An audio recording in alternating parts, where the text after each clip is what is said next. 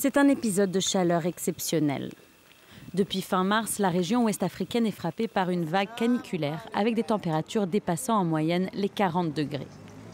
Pour aggraver la situation, le pic à 48,5 degrés atteint au Burkina Faso a coïncidé avec le jeûne du Ramadan.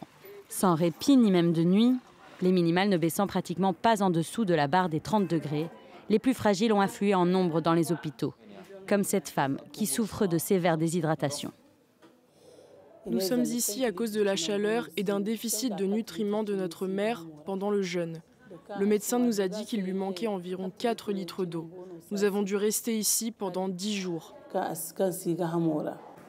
Au Mali aussi, un hôpital de Bamako a constaté une forte augmentation de sa fréquentation et enregistré l'arrivée de 102 corps au pic de la vague du 1er au 4 avril. 50% étaient âgés de plus de 60 ans. La gravité de la vague de chaleur a conduit l'équipe de climatologues du World Weather Attribution à se pencher sur l'événement.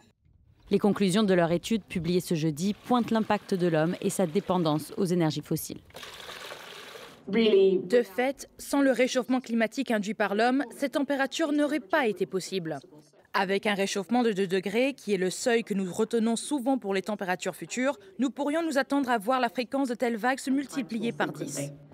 S'il est impossible de connaître le nombre exact de morts par manque de données disponibles dans les pays concernés, le WWA estime qu'il y aurait eu des centaines, voire des milliers de décès liés à la chaleur.